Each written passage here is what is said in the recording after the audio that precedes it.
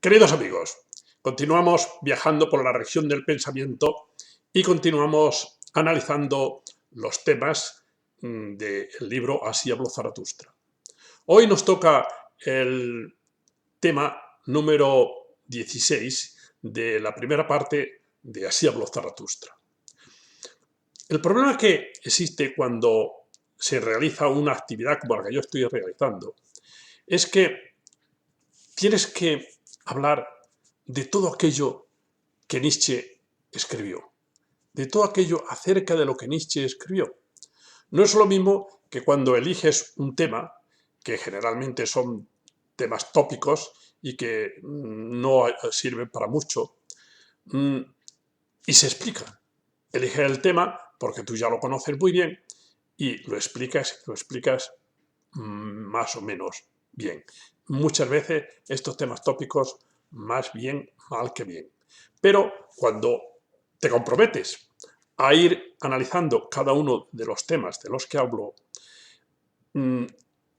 resulta a veces muy complejo porque hay temas en Nietzsche que son muy difíciles de asimilar, digamos. Y uno de ellos es el que nos toca hoy. El tema que nos toca hoy es el del amor al prójimo. Del amor al prójimo se llama el capítulo. Es un capítulo corto, pero es un tema del que Nietzsche ya había hablado en muchas otras ocasiones. En el fondo, el tema del que hablamos aquí es el tema de la compasión.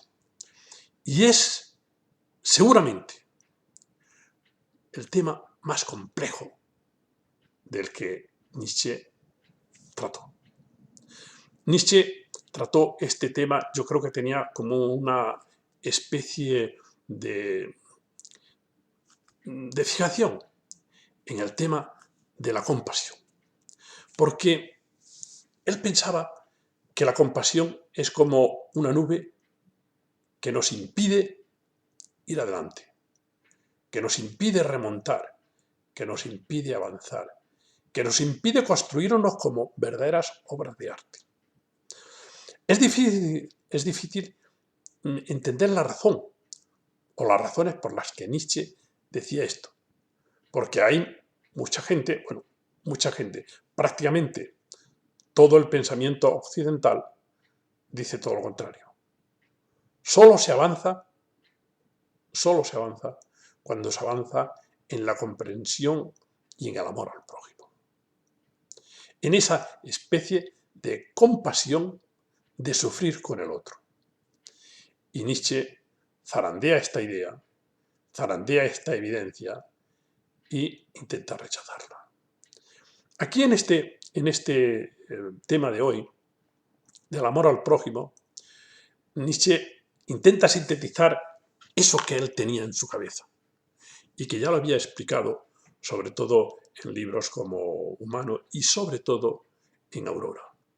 Pero es un tema recurrente que va a salir más veces. Aquí en el Zaratustra, en la tercera parte, en el número 3, nos va a salir también, y va a salir en muchas ocasiones, y sobre todo en la genealogía de la moral. Pero veamos lo que nos dice Nietzsche sobre este tema.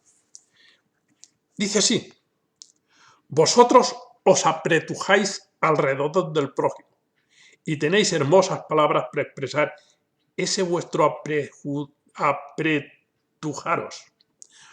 Bien, con esas expresiones que tiene Nietzsche, apretujarse. Nosotros buscamos al prójimo, nosotros queremos ayudarle al prójimo, nosotros queremos solidaridad con el prójimo, queremos solidaridad con los seres humanos. Y esto es una realidad, pero ¿en qué consiste ello? Nietzsche lo que hace es estudiar cuáles son las condiciones en las que han nacido este tipo de sentimientos.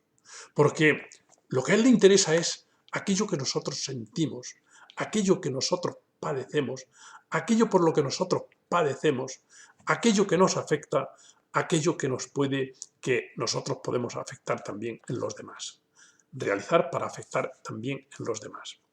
Y en este sentido, Nietzsche se cuida muy bien de que eso que nosotros sentimos sea algo que nos construya y que no nos haga sufrir y que nos eleve. Y aquella relación que tengamos con los otros sea también una relación en la que el objetivo fundamental sea el remonte, el avanzar, el subir, el construirse como obra de arte. La empresa, desde luego, merece la pena, la empresa de Nietzsche, pero seguirla, seguir sus indicaciones, entender sus indicaciones es sumamente complicado. Huís hacia el prójimo, huyendo de vosotros mismos, y quisierais hacer de eso una virtud. Cuidado, huimos de nosotros mismos. Por eso nos acercamos al prójimo. ¿Qué buscamos en el prójimo? ¿Qué es el prójimo? ¿Por qué nos vamos a compadecer al prójimo? ¿Por qué lloramos con el prójimo? Huimos de nosotros mismos. Nietzsche así lo dice, que era un pensador muy sutil. Huís hacia el prójimo huyendo de vosotros mismos. Y quisierais hacer de eso una virtud, pero yo penetro vuestro desinterés. Bien, el que dice desinterés lo pone aquí con comillas. No, en realidad lo hacéis por interés. No lo hacéis por interés. Eso es lo que nos va a intentar demostrar.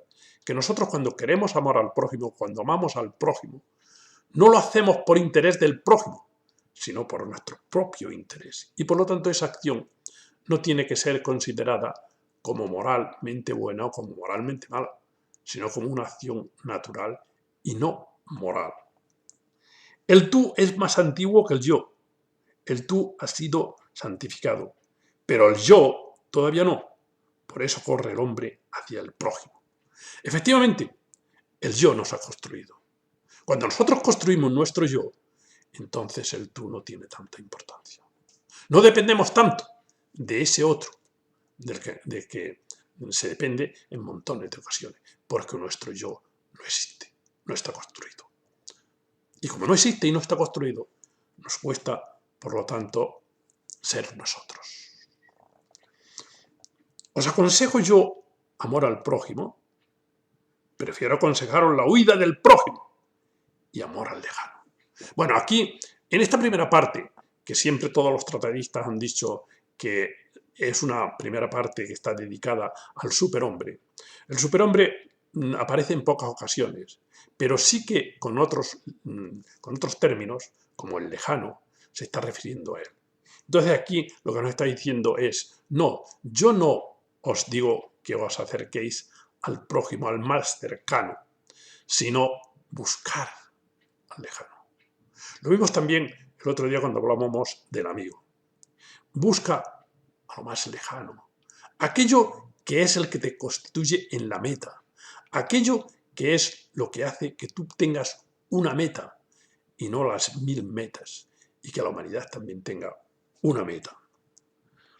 Más elevado que el amor al prójimo es el amor al lejano y al venidero. Sería ese superhombre. Más elevado que el amor a los hombres es el amor a las cosas y a los fantasmas. Claro, es ese deseo de que venga algo que todavía no existe. Ese fantasma que corre delante de ti, hermano mío, es más bello que tú.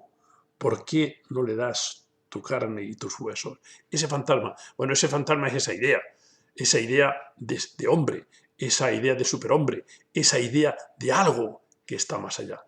Es la meta. Pero tú tienes miedo y corres hacia tu prójimo. Tienes miedo de ti mismo. Tienes miedo de ser tú y por eso tú corres hacia el prójimo. No te constituyes como tú. Desde luego, si nosotros no nos constituimos como nosotros mismos y no tenemos una fuerza en nosotros mismos y no tenemos una consideración y no nos ocupamos de nuestro comportamiento, estamos siempre pendientes de los otros, nunca jamás llegaremos a ser unos individuos.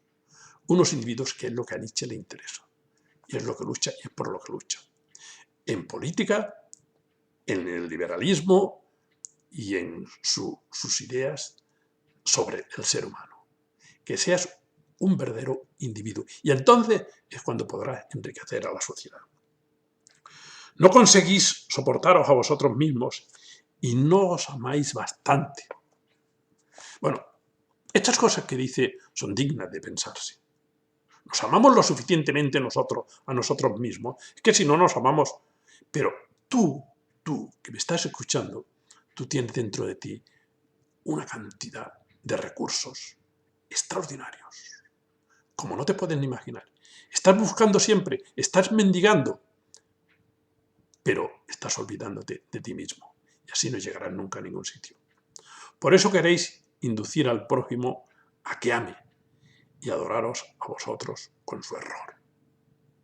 Claro, adoraros vosotros con su error. Yo quisiera que no soportaseis a ninguna especie de prójimo, ni a sus vecinos. Es decir, sé tú, no tengas que acudir al prójimo, tienes que acudir al amigo. Pero el amigo es una extensión de ti mismo que te ayuda a remontar, digámoslo así. Invitáis a un testigo cuando queréis hablar bien de vosotros mismos.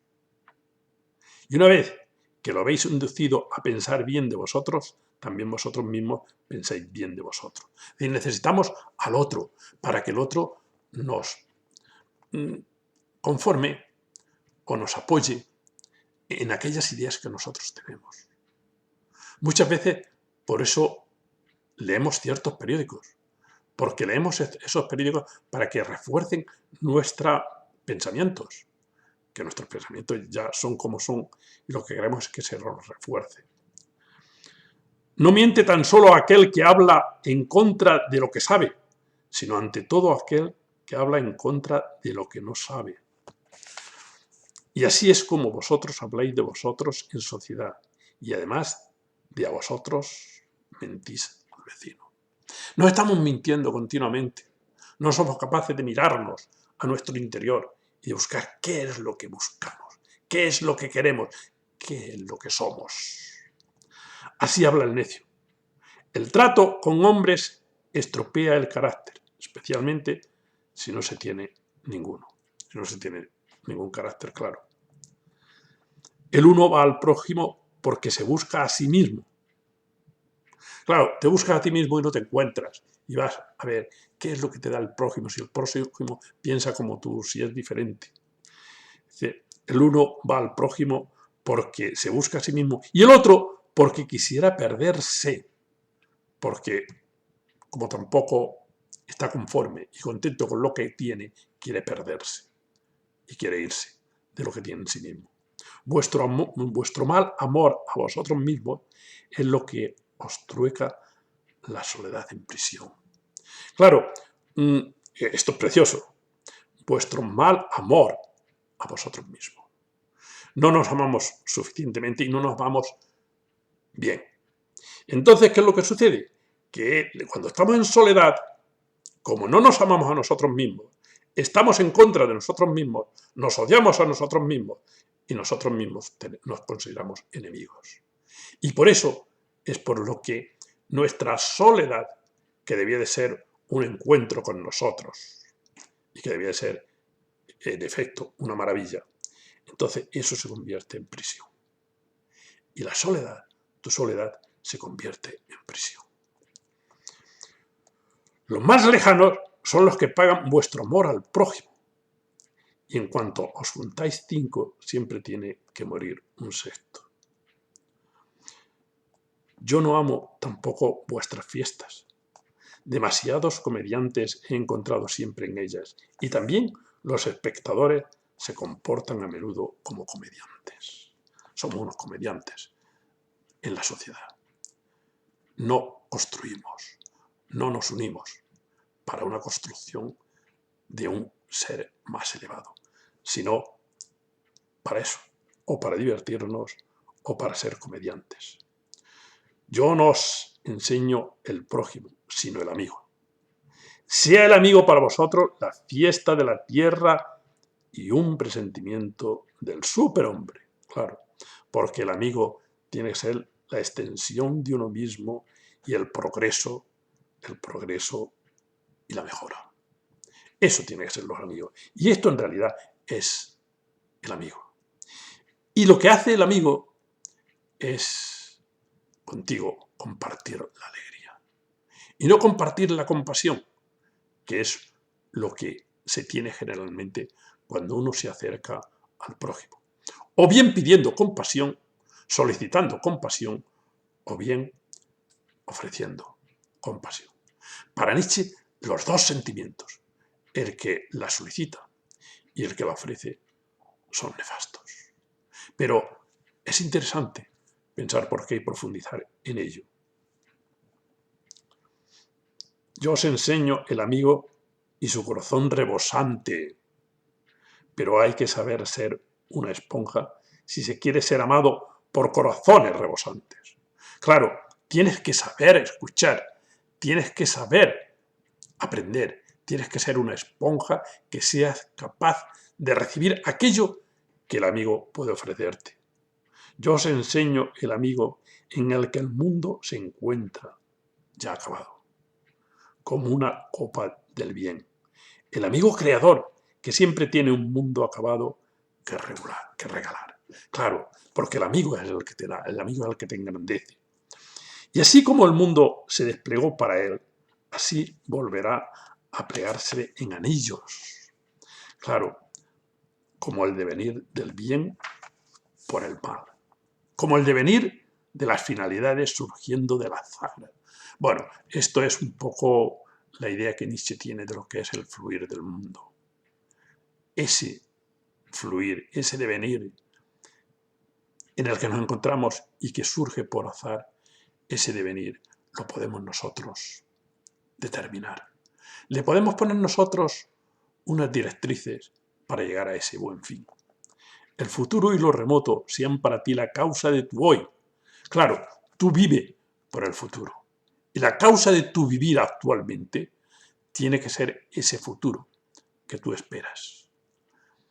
Ese diseño del que siempre nos habla Nietzsche. Ese diseño de un futuro mucho mejor. Ese tiene que ser la causa de tu hoy. Tú tienes que vivir para ese futuro. En tu amigo debes amar al superhombre como causa de ti. Hermanos míos, yo os aconsejo el amor al prójimo. Yo no os aconsejo el amor al prójimo. Yo os aconsejo el amor al lejano. Así habló Zaratustra. Bien, este capítulo 16 es un capítulo que nos deja un poco perplejos y nos deja también un poco insatisfechos.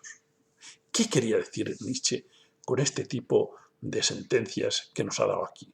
Rápidas en el capítulo 16 de la primera parte de Así habló Zaratustra.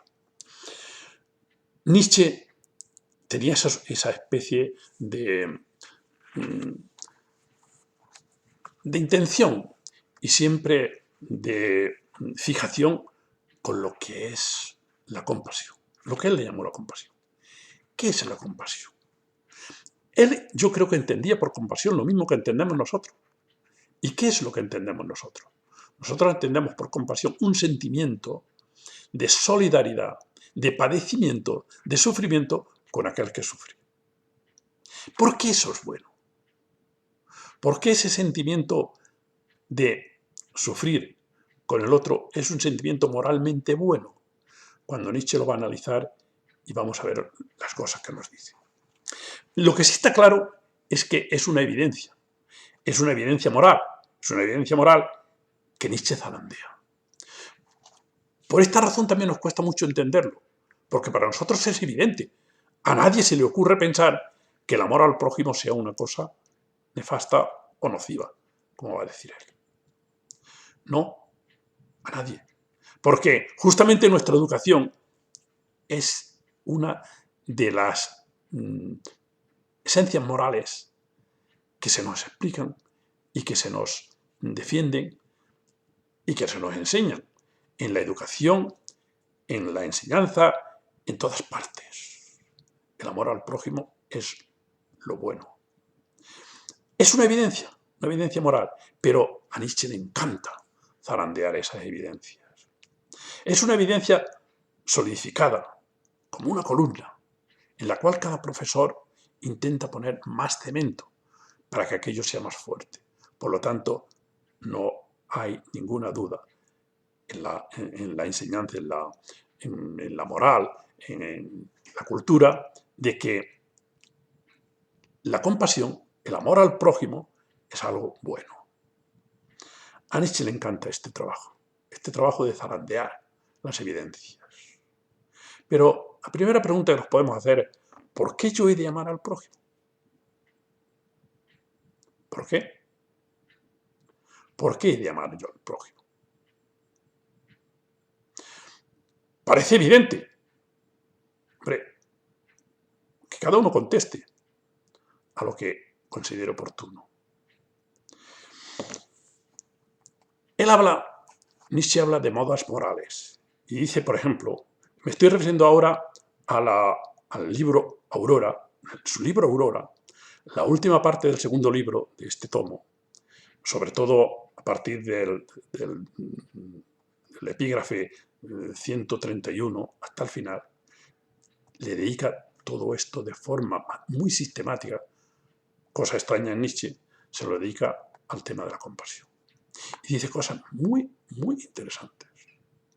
Son unas 10 páginas muy interesantes, por todas aquellas cosas que dice y aquello que nos hace pensar. Aquí hay un poco de resumen de ello. Y dice efectivamente Nietzsche que vivimos de modas morales. Dice, por ejemplo, Epicteto, por ejemplo, nada sabía del pensar en los demás, del vivir para los demás. Él no. Protegían su ego entonces, protegían su yo, porque eran personas cultivadas, eran personas con un yo muy desarrollado. Nos habrían respondido, si en vosotros mismos no tenéis más que un objeto aburrido y feo, entonces sí hacéis bien en pensar más en los demás que en vosotros mismos. Hacéis bien. Es decir, Nietzsche aquí pone sus ideas en el pensamiento de Epicteto para decir, cuidado, nosotros nos vamos hacia los demás porque no tenemos nada más que objetos aburridos y feos dentro de nosotros. Pero si es así, entonces sí que hacéis bien para ir a divertiros.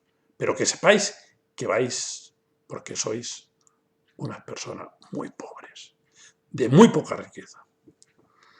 Pero Nietzsche, en estas páginas, nos intenta demostrar que es un hecho, que la compasión es un hecho moral, de gran consideración, de gran consideración. Y así nos trae a colación un texto de Blondel que dice lo siguiente: solo la compasión nos hace buenos. Es necesario, pues, que en todos nuestros sentimientos haya algo de compasión. Que en todos nuestros sentimientos haya algo de compasión. Es decir, solo la compasión nos hace buenos. Por lo tanto, es seguramente la regla moral más importante. Esto Nietzsche lo cita en Aurora, en el parágrafo 132. La idea de que las acciones y la empatía y el desinterés hacia los demás son de utilidad pública y social es el efecto principal del cambio de moral que se ha producido en Europa con el cristianismo. Es decir, Nietzsche nos viene a decir, esto es lo más importante que se ha producido en Europa cuando llegó el cristianismo. Esta idea de que las acciones de empatía y desinterés hacia los demás son de utilidad pública y social. ¿Es verdad? Esas son de utilidad pública. ¿Le estamos ayudando a la sociedad con ese sentimiento de compasión para que se desarrolle y vaya adelante, o la estamos empobreciendo? Son temas que Nietzsche se plantea de forma muy seria. ¿Estamos ayudando? Cuando nosotros estamos compadeciendo a una persona que es una persona que no le gusta trabajar, que no quiere trabajar, que es sencillamente un vago, que es un perezoso, y sentimos compasión, pobrecito, las desgracias que le han venido, intentamos ayudarle, ¿estamos ayudando a la sociedad o la estamos empobreciendo? O a este individuo lo que había que decirle es, oye, de amor nada, tú tienes que espabilarte, y espabilarte de forma muy seria, muy seria. Por aquí van un poco, creo, las ideas de Nietzsche. Por lo tanto, las ideas de que las emociones, las acciones de empatía y desinterés hacia los demás son de utilidad pública y social es el efecto principal del cambio que se ha producido en Europa con el cristianismo. Esta idea de vivir para los demás ha sido defendida por pensadores más aún que por el cristianismo. Pensadores como Voltaire, como Comte, como John Stuart Mill, como Schopenhauer. Estos decían que el altruismo hacia los demás y el altruismo es lo que hará que la humanidad avance. Y Nietzsche está completamente en desacuerdo. Las doctrinas de que el principio de la acción ha de estar en los afectos de la simpatía y de la compasión brotaron por todas partes y están en la base de los movimientos de la Revolución Francesa y en el campo de cultivo de los sistemas socialistas. Por supuesto, estas son las ideas que se defienden en los programas políticos y que se defienden los estados y que se defienden de una manera muy clara. Y además de una manera contundente y sin ningún tipo de dudas. Y Nietzsche, sin embargo, se atreve a plantearlas. Nietzsche percibe esto como un hecho evidente. Y es lo siguiente, que el individuo se adopte a las necesidades generales y que la felicidad y a la vez el sacrificio del individuo consiste precisamente en sentirse un miembro útil, un instrumento de la totalidad. Claro, de tal manera que se ha llegado a esta situación en la que el individuo se tiene que adaptar a las necesidades generales. Efectivamente, esta es la base del socialismo, en la que el individuo tiene que vivir en base a la comunidad y en base a la sociedad. En esto está todo el mundo de acuerdo, dice Nietzsche. En lo que no está de acuerdo es en la forma de conseguirlo. ¿Cómo se consigue esto? Pero están todos de acuerdo. Para unos es el Estado ya existente, para otros sería un Estado nuevo, la nación, un hermanamiento de los pueblos, comunidades económicas nuevas y pequeñas. Esto es lo que nos dice en Aurora. ¿Qué se consigue con la compasión? ¿Qué se pretende, según Nietzsche, cuando analiza estas cosas? Sin embargo, para Nietzsche, lo que se pretende y se consigue es que el ego se niegue a sí mismo. Es decir, yo se niega a sí mismo. Adaptarse a la totalidad y que sólo entonces pueda recuperar sus efectos estables de derechos y obligaciones. Y tú solo tendrás obligaciones y derechos cuando te hayas adaptado a la sociedad y cuando tú entonces recuperarás, pero cuando tú te hayas adaptado a la totalidad, es decir, cuando hayas negado tu yo en primer lugar. Lo que se pretende es una reforma entera del individuo, es decir, debilitarlo y anularlo. Eso es lo que dice Nietzsche. ¿Será verdad? Es verdad. ¿Lo analizamos esto suficientemente? ¿Lo pensamos suficientemente esto? Lo que se pretende es una reforma entera del individuo, es decir, debilitarlo y anularlo. Se confunde empatía con sensibilidad social.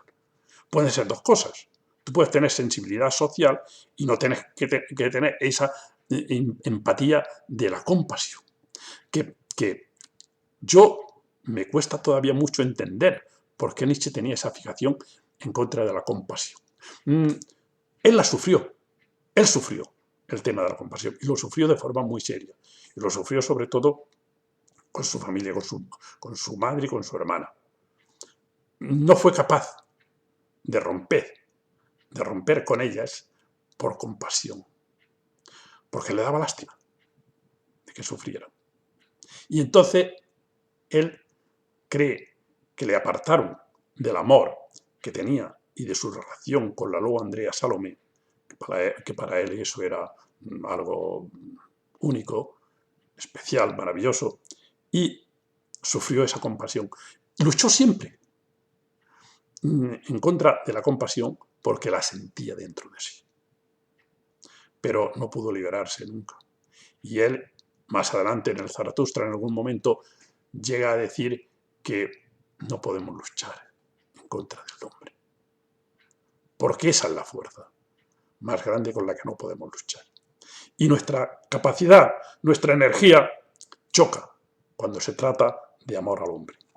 Se confunde empatía con sociabilidad social, con la sensibilidad social. Se puede uno lanzar al agua a salvar a una persona, aunque esa persona te caiga mal. Alguien con la que no tengas empatía, y por él tú puedes lanzarte al agua porque no tienes empatía, pero tienes una obligación social, sientes como una obligación social. Sientes otra cosa. O, por ejemplo, en poderle ayudar de forma social y de forma de esa sensibilidad de comunidad a un individuo que tiene una especie de tuberculosis y está escupiendo sangre. Son ejemplos que pone Nietzsche. ¿Qué es para nosotros la compasión y por qué nos compadecemos? Esto lo analiza muy bien Nietzsche. En estos casos, los casos de lanzarnos al agua a recuperar a una persona o de tener un sentimiento especial por la persona que está escupiendo sangre, no pensamos en nosotros mismos de forma consciente, pero sí de forma inconsciente. ¿Cómo que estamos pensando en nosotros mismos? Si estamos pensando en el niño que se tira, que se ha caído al agua, estamos pensando en este pobre hombre que está enfermo, estamos pensando en ellos. ¿Cómo dices que no pensamos en nosotros? Que no pensamos. No pensamos en nosotros mismos de forma consciente, pero sí de forma inconsciente. Él dice, por supuesto que estás pensando en el fondo en ti mismo.